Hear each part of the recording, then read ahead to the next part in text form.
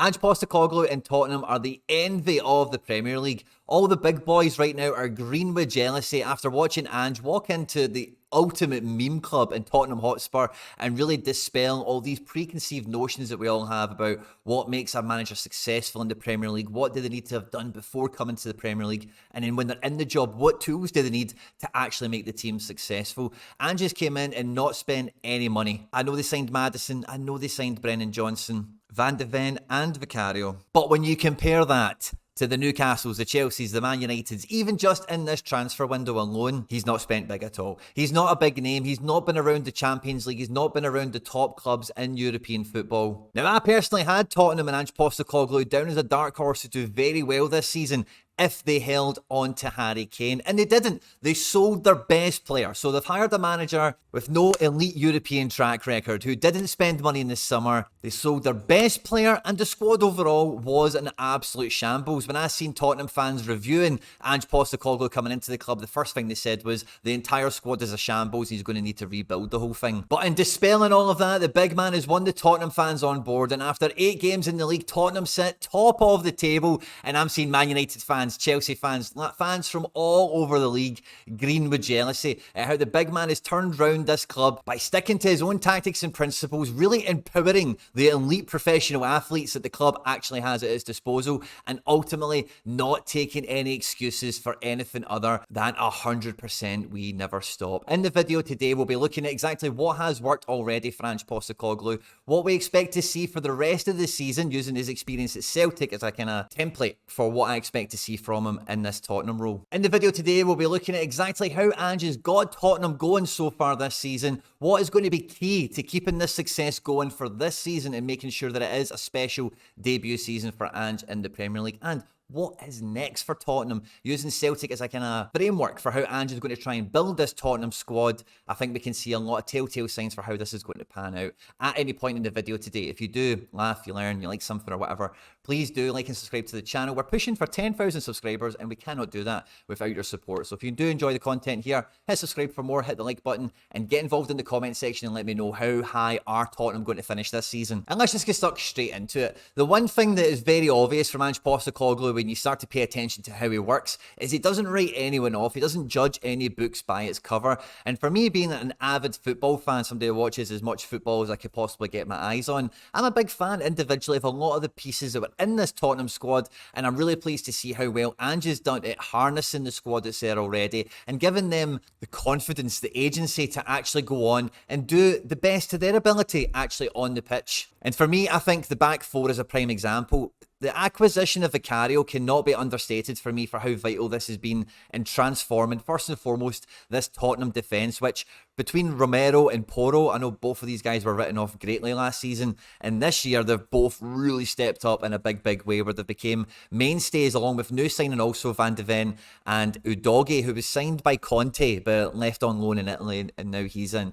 And this back four along with goalkeeper I think matches up against the best in the Premier League, and now very quickly after 8 games you can see that not only are they a really good back four when they're having to defend, but what Porro gives you in attack as a winger and what Udogie gives you is just a versatile world-class elite footballer. Gives the defence extra protection in knowing that, you know, everyone that's putting their hands on deck here to defend is actually capable of covering the ground, reading the play, being smart, and getting back in and getting the dirty work done on both ends. And that security, along with a goalkeeper who you know is capable of producing big moments and is a real leader at the back, gives the rest of the team and the rest of the players much more confidence to go on and implement the actual plan of attack, the actual route to goal, the whole we never stop mega press approach from the front three, getting an extra midfielder up involved in there, and then making sure everyone else is harrying the ball and keeping the pressure on all the way through the match. This style of football is very gung-ho, very bombastic, and a lot of people who studied Ange when he got appointed into this role said that this won't work in the Premier League, he won't do it, he'll have to adapt,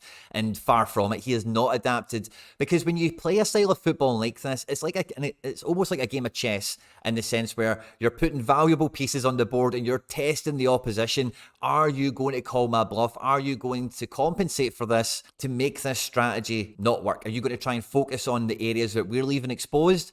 because guess what? We're prepared for you to do that as well. With the work rate and the effort and the industry and so much of this team working back and front up both ends of the pitch, when you've got that absolute buy-in from everyone on the pitch that this is the mantra, we're going to vacate some space here, we're going to take some chances so that we can win other battles, more important battles further up in the pitch that are ultimately going to help us towards the result, then I think players like to play football. I think players like to enjoy playing football. And I like to think that when I watch this Tottenham team, you can tell they're all really smart players. I think smart players enjoy being in smart teams that push the envelope, try something different, and try to outwit their opponent, which when you get to the sharp end of the elite game, which the Premier League is the sharpest point of it, then it is the finest of margins, it is tactics, it is strategy, it is taking chances.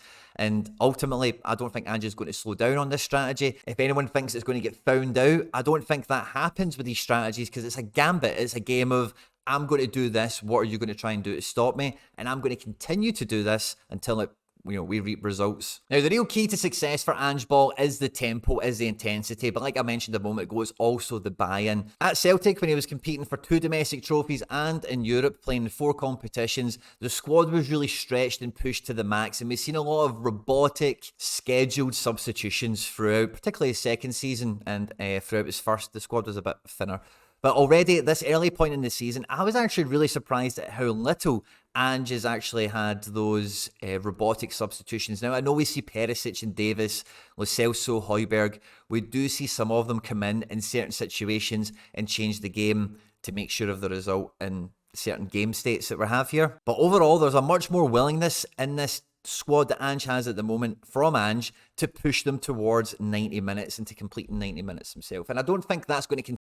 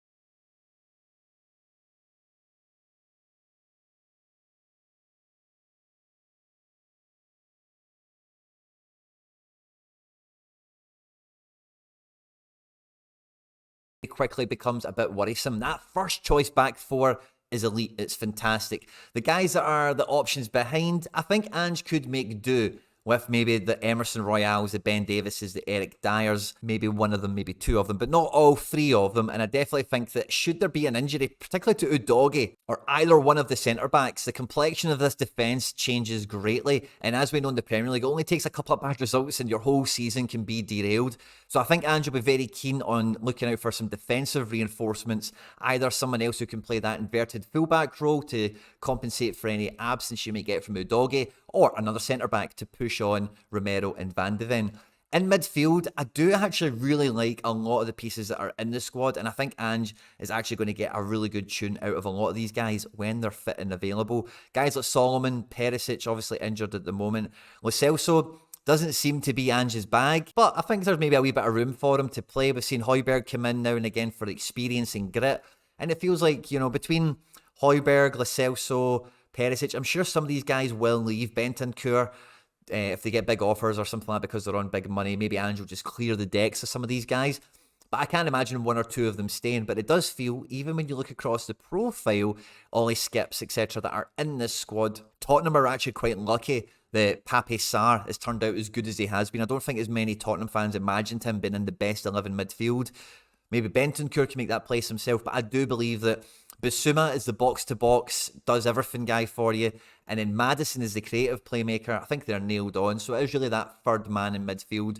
Who is he going to go for? Is it going to be a more Ange ball friendly kind of Højbjerg type, or is it going to be another Maddison type, someone else that can reinforce that attack and creative output? Because again, I know that I was saying they're lucky with Pape Sarr, but equally if you take Maddison out of this midfield, it's got nothing going for it. So huge reliance, huge problems in there. And he was listed as a forward here, right? But I do reserve a little bit of, I don't know if it's faith or hope or whatever, but I would not be surprised one bit to see Bryan Gil come into this squad in the Maddison role and really flourish. Bryan Gil, for me, is a very technically gifted player who's shown a lot of promise and pedigree in La Liga. And like I mentioned about Ange not judging a book by its cover, if he does come into fitness and does get some minutes, he will have a chance, and potentially I think he could be good enough to come into this team as well. Alejo Valizes came in as well as Brennan Johnson, so we're starting to see that underbelly of the forward line getting freshened up. But I do feel that they've not really replaced Harry Kane. Richarlison is doing quite well, but he's not really hitting the heights. Can he hit